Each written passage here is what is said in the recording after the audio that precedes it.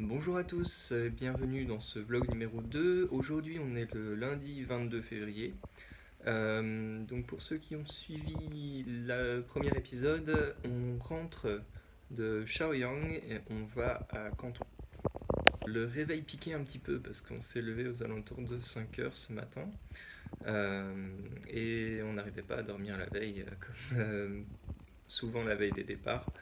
Et aussi parce qu'on avait pris de mauvaises habitudes de se coucher trop tard et de se réveiller trop tard. Là maintenant il est quasiment 6 heures et on s'apprête à partir pour la gare et ensuite pour partir pour Canton. On arrive à la gare. Ici on peut voir qu'il y a des guichets automatiques pour prendre son billet.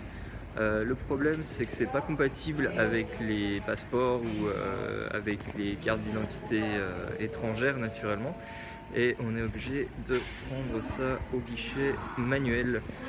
Le souci c'est que des fois ça prend un peu de temps, donc on est venu un peu en avance et on espère que ça prendra pas trop de temps. Bon, on va rentrer dans la gare, les guichets étaient à l'extérieur de la gare, donc on a un petit contrôle de température obligatoire. Pour le contrôle de température, il faut passer devant une caméra thermique, devant ces gens. Bon, contrôle effectué, il n'y a pas eu de souci naturellement. Petit contrôle des billets à l'entrée de la gare. Et là, comme toujours dans les gares, on a un petit contrôle des bagages. On arrive en salle d'attente. Alors il y a pas mal de monde, mais c'est parce que ici il faut toujours arriver en avance pour le train.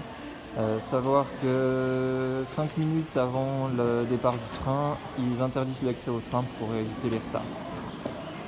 Alors l'avantage c'est que ça évite pas mal de retard effectivement. Le désavantage c'est que ça fait des endroits où il y a encore beaucoup de monde et beaucoup de contagion par cet intermédiaire. On peut reconnaître les hypocondriaques, c'est ceux qui ont 2 masques et même des lunettes. Bon, on est arrivé dans le train. On a des billets dans des voitures différentes, mais on s'est quand même mis l'un à côté de l'autre.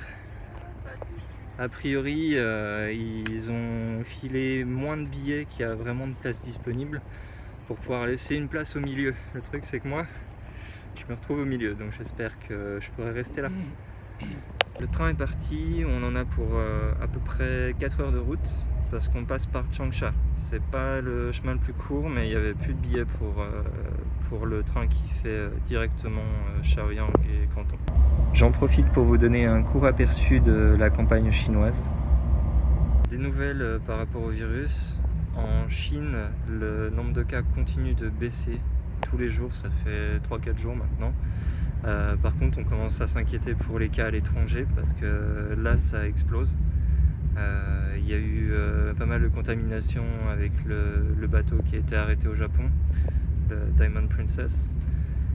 Ils nous ont bien fait rire d'ailleurs avec ça, puisque suite au témoignage du professeur japonais, les autorités sur le bateau ont dit mais si, on sépare bien les malades et non malades sur le bateau, il y a un quartier de quarantaine, et ils ont posté une photo de 2 portes avec marqué contaminé et non contaminé, sauf qu'on voit que les 2 portes donnent sur la même pièce.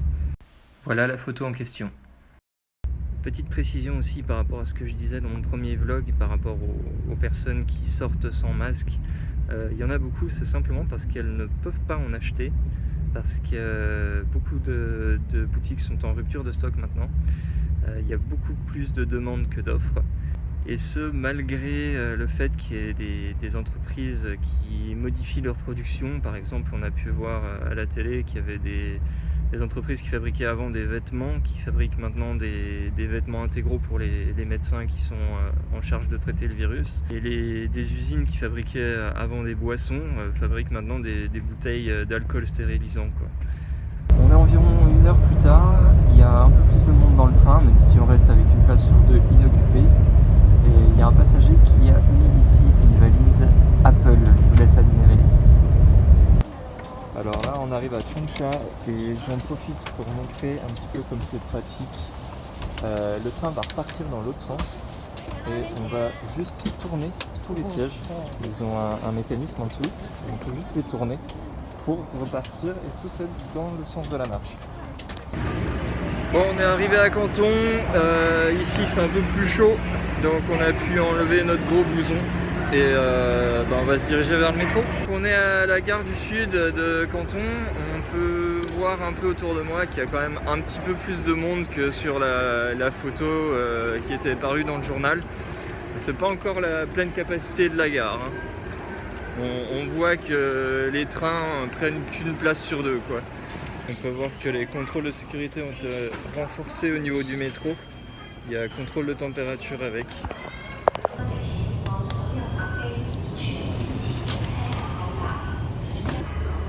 Bon, on est dans le métro et on est un peu impressionné parce que les voitures sont vraiment loin d'être pleines, alors que d'habitude le métro est plein à craquer depuis la gare du Sud. Bon, là on est un petit peu embêté parce que normalement il faut s'enregistrer pour rentrer à notre résidence, sauf que là pour l'enregistrement ils acceptent que les ID chinois, donc je ne peux pas m'enregistrer pour rentrer. On va montrer ça à la sécurité et puis on verra bien ce qu'ils en disent. Bon, nous voilà dans la rue, on va arriver chez nous et on va voir si on peut passer sans problème. On arrive devant chez nous et il y a une tente de contrôle, donc on va voir ce que ça donne. Bon, alors il faut s'enregistrer sur une feuille.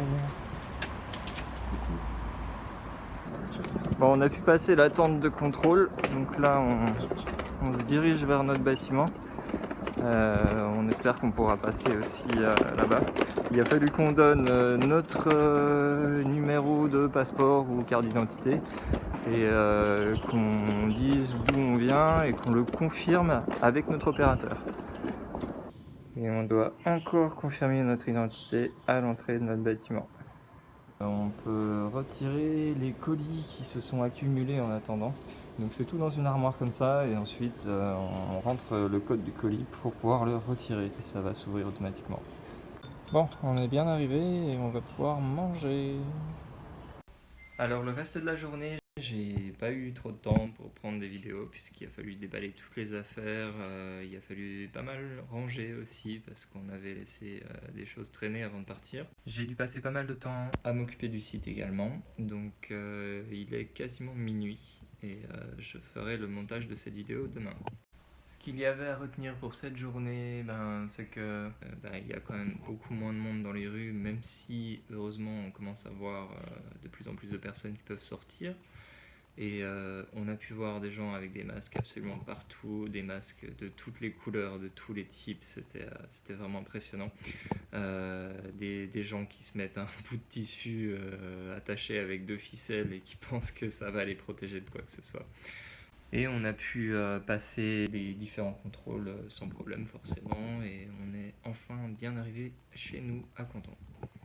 Merci d'avoir suivi cette vidéo et à très bientôt.